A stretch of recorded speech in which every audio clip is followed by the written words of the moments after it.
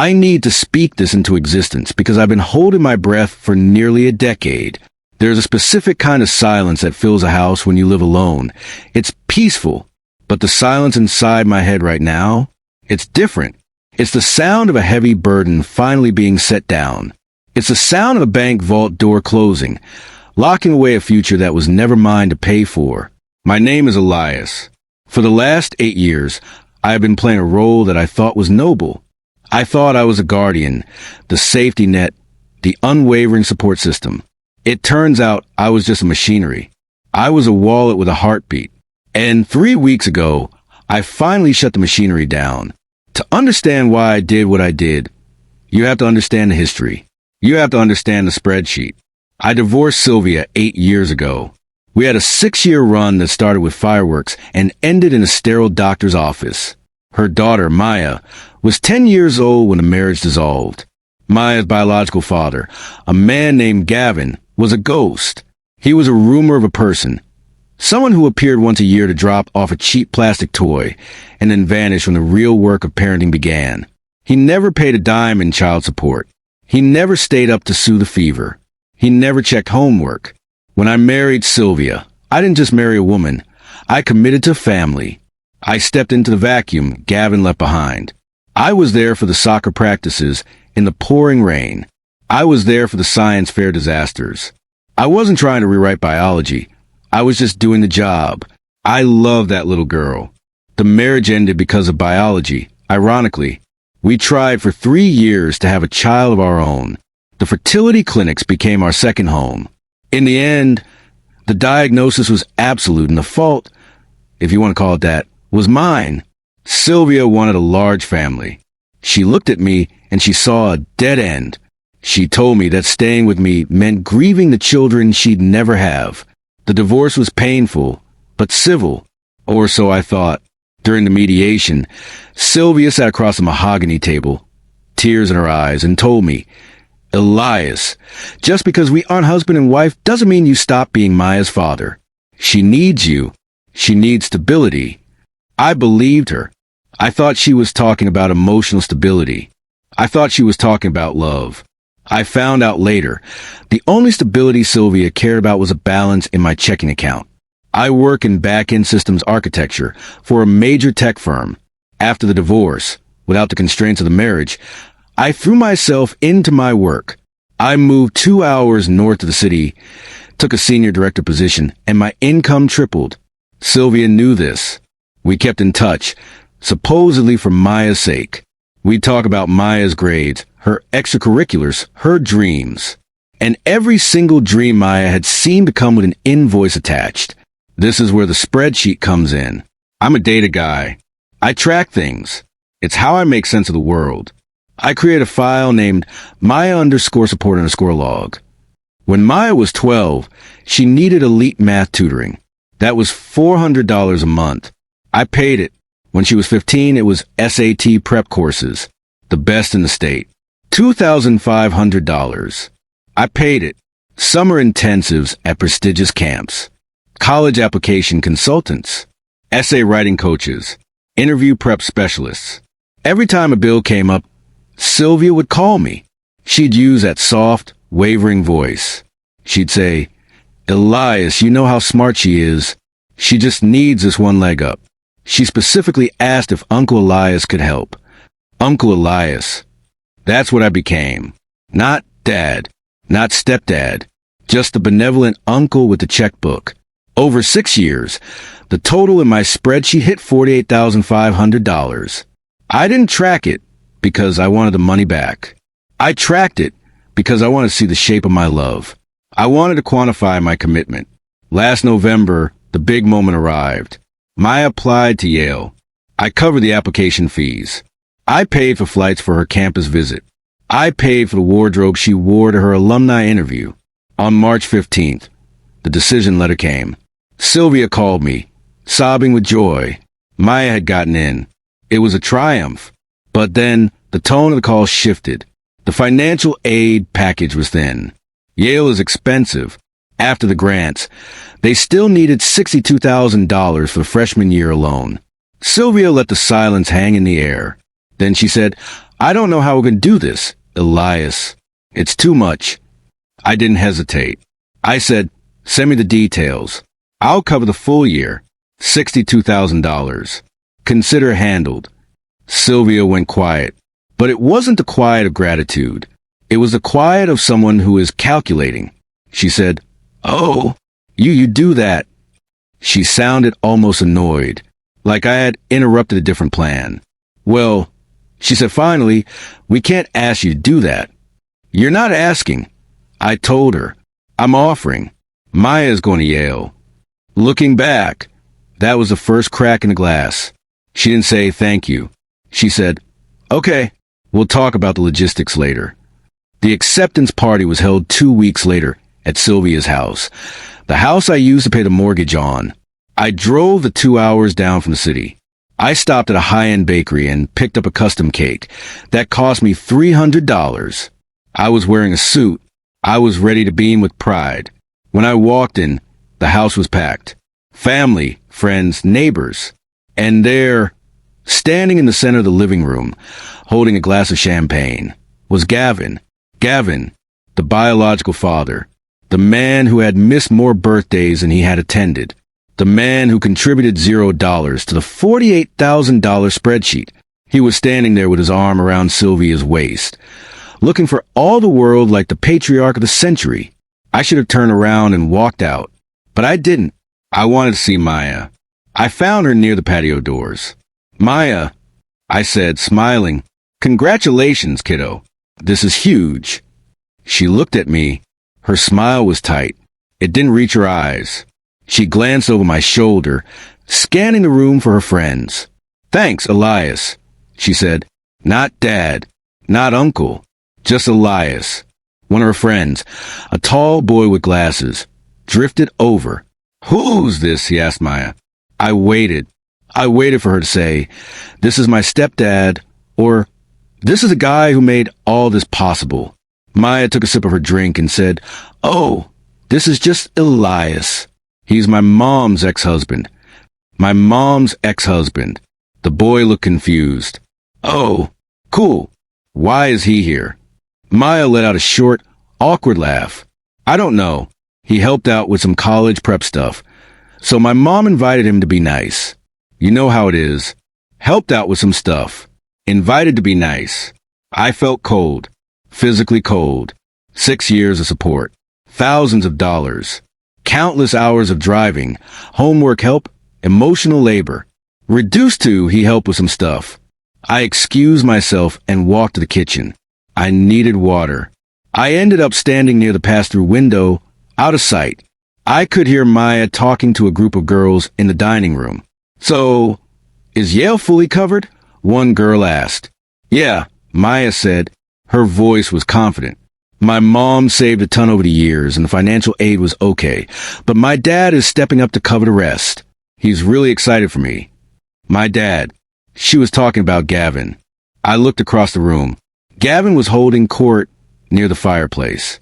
He was beaming, accepting handshakes, acting like he had just written a check for a library wing. Sylvia was standing next to him, nodding.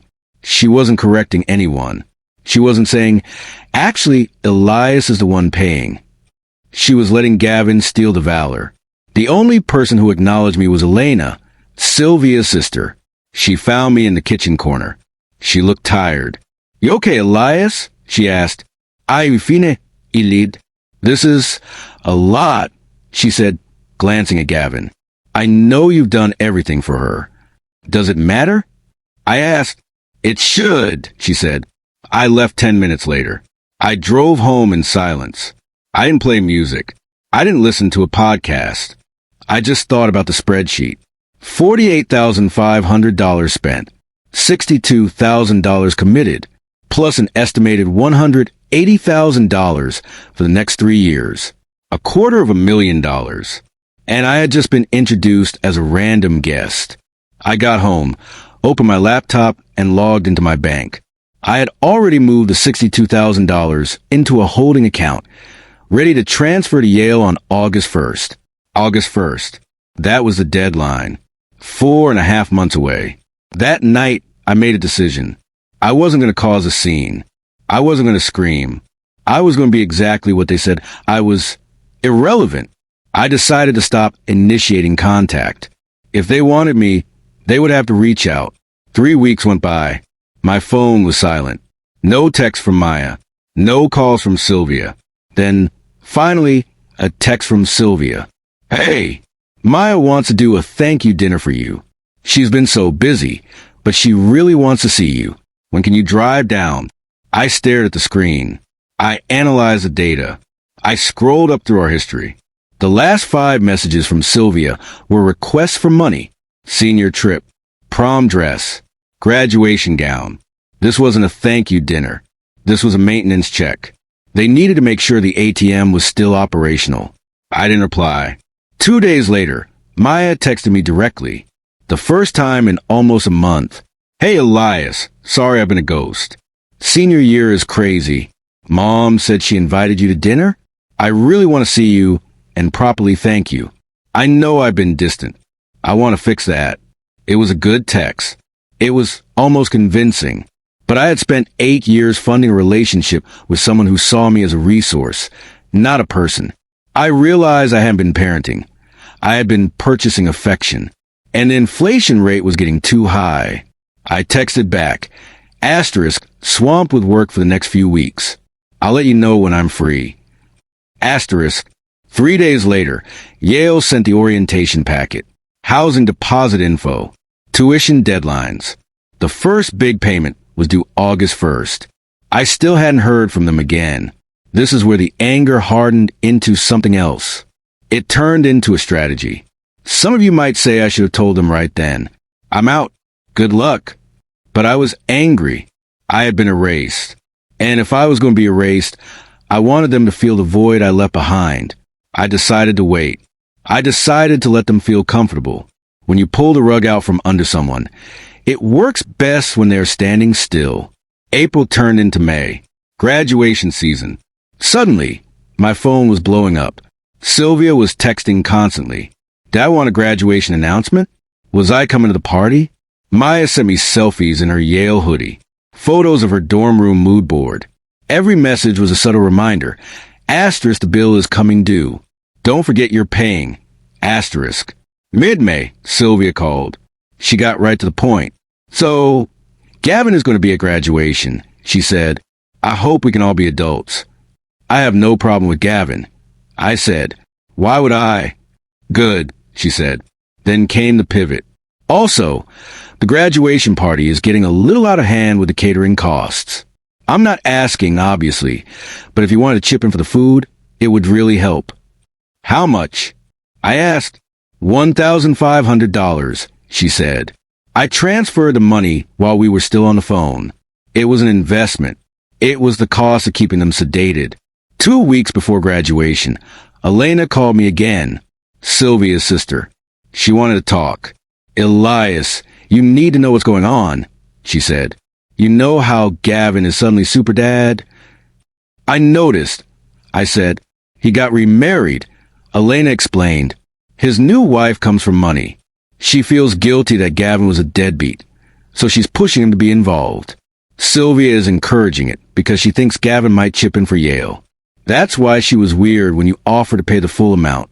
Your offer messed up her leverage with Gavin. So I'm the backup plan. I said, you're the bank, Elena corrected. And frankly, it makes me sick. I tried telling Sylvia she's using you, but she got defensive. She said, Elias offered. He clearly wants to pay. Why shouldn't I let him? After that call, I did something I hadn't done in a while. I looked at Maya's Instagram. I scrolled back. There was a photo from February. Maya and Gavin at a steakhouse. Caption, asterisk lunch with dad. So grateful for this man. Asterisk, February. That was the same week I paid $800 for her application consultant. December, Christmas with Gavin. November, Thanksgiving with Gavin. I wasn't in a single photo. Not one. I was the invisible infrastructure of her life. 3 days before graduation, Sylvia called. Just checking on the Yale transfer, she said breezily. They recommend setting it up sooner rather than later. Have you initiated it? I'm handling it, I said. Great. Maya is just getting anxious. We appreciate you so much, Elias. You've been a godsend. Have been. Past tense. Graduation day. I sat in the bleachers. Gavin was in the front row with his new wife. I sat 5 rows back. Maya gave a speech. She was salutatorian. She thanked her teachers. She thanked her friends. She looked out at the audience and said, I want to thank my mom, who is my rock, and my dad for always believing in me, even when things were tough. I couldn't be here without you. She didn't look at me. She didn't mention me. At the party afterwards, catering paid for by me, it was the same story. A shrine of photos on a table. Maya and Mom. Maya and Gavin. No Maya and Elias. Gavin was telling stories about his baby girl going to the Ivy League. Maya was beaming at him. At 6 p.m., Maya made a toast. To new beginnings, she said, and to the amazing village that raised me. Mom, Dad, I love you guys. She raised her glass. Everyone cheered. That was the moment. I knew I was ready. I walked out without saying goodbye to anyone except Elena. I drove back to my hotel, sat on the edge of the bed, and opened my laptop. I logged into the portal. The $62,000 was sitting there. I transferred it back to my main brokerage account. Then I found the email for the Yale financial aid office. I wrote a formal letter. To whom it may concern, I am writing to inform you that I am withdrawing my commitment to sponsor the tuition and fees for the incoming student Maya, last name. Due to unforeseen changes in circumstances, I will not be fulfilling this financial obligation. Please contact the student and her guardians regarding alternative payment methods. I hit send. It was midnight. I slept like a baby. The next day, Sunday, I drove home. I waited until 2 p.m. Then I posted a photo on my own social media. It was a picture of a Yale acceptance letter that Sylvia had sent me months ago. My caption was simple. Congratulations to Maya on her graduation. It has been an honor to support her educational journey for the last 8 years. I wish her all the best in her future endeavors. I tagged Maya and Sylvia. It looked like a sweet, supportive post. But the phrasing, asterisk, it has been an honor, asterisk, was a farewell. At 2:45 p.m., the phone call started. Sylvia first. I let it go to voicemail. Elias? What is that post? Why does it sound like, are you saying goodbye? Call me back. Maya is confused. Then Maya called. Her voicemail was sharp. Take that down. Seriously, Elias? You're embarrassing me. My friends are asking why you're posting like you're some tragic hero. Delete it. I waited until 4 p.m. Then I texted Maya. I withdrew the funding commitment this morning. I notified Yale. You and your parents need to make alternative arrangements. The response was immediate. What? Then my phone rang. I answered. What are you talking about? Maya was screaming. You promised. Yale is expecting the money. I realized I was overextending myself. I said calmly, I need to prioritize my own future. I can't commit to $250,000 over 4 years. You promised, she shrieked. I turned down other schools. I told everyone you were paying. I sent the email. I said, you should call the financial aid office on Monday. You're doing this because of the party, she spat. You're jealous of my dad. You're being petty and pathetic because you can't have your own kids. You're trying to ruin my life. I'm not ruining your life, Maya.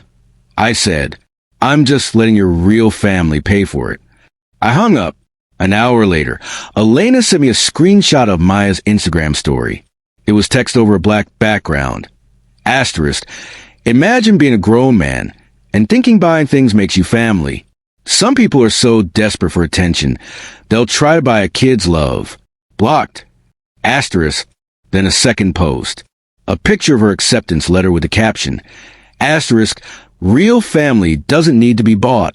So grateful for my actual parents who love me unconditionally, not transactionally. Asterisk, Gavin commented. Asterisk, glad everyone sees him for what he is. Asterisk, her friends piled on. Asterisk, creepy behavior. Asterisk, asterisk, what a loser. Asterisk, Sylvia texted me. Asterisk, you were never family. You were a bank draft with a pulse. Now that you're useless, stay away from my daughter. Asterisk, I screenshotted that text. I saved it to the folder. Monday morning. The hangover of the weekend set in. Gavin's wife called me. We're trying to figure out the payment, she said, her voice tight. Maya says you promised to pay for 4 years. I withdrew the offer. I said, we can't cover $62,000, she said.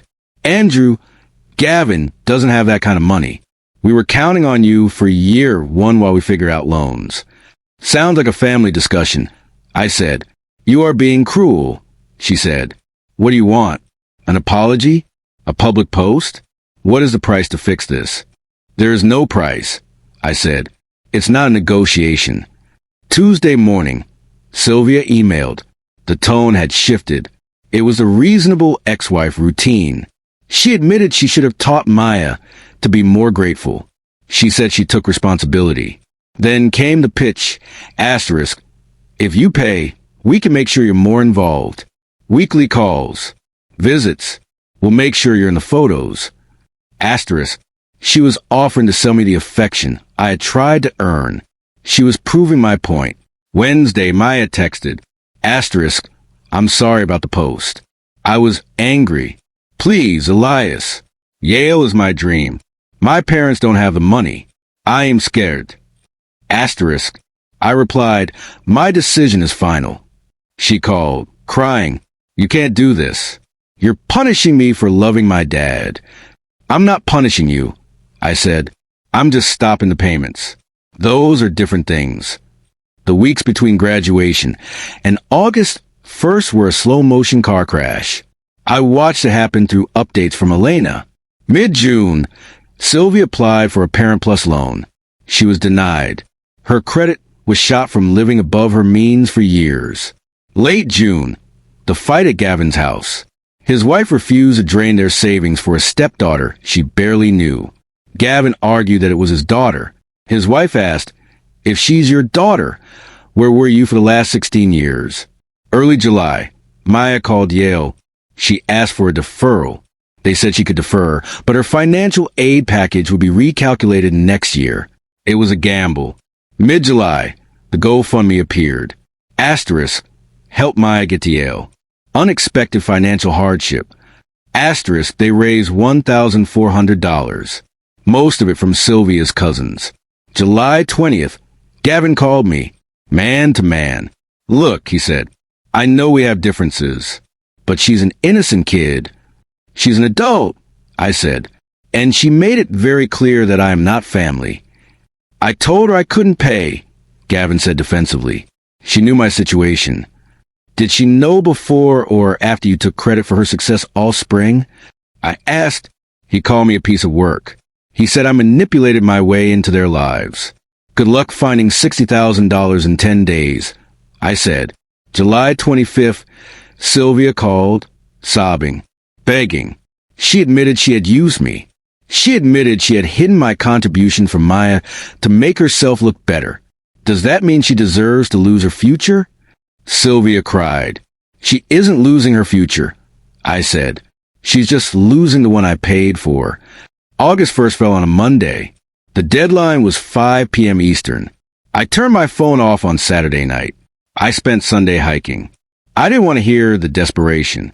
When I turned my phone on Monday morning, I had 73 missed calls. Voicemails from Maya, screaming, crying, begging.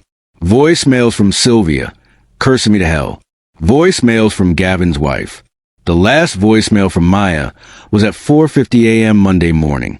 They told me if I don't pay the full amount plus late fees by 5 p.m., my enrollment is canceled. Permanently. I'll have to reapply. Elias, please. I'll do anything. I'll be the daughter you wanted. Just please. I didn't call back. I spent Monday doing laundry. I meal prepped for the week. I grilled a steak. At 5:07 p.m., the call stopped. At 5:35 p.m., a text from Maya. Asterisk, I hope you're happy. Asterisk, that evening, Elena called. She told me the news. Yale had rescinded the enrollment. Maya was in her room, refusing to come out. Sylvia was threatening to sue me for promissory fraud, even though no contract existed.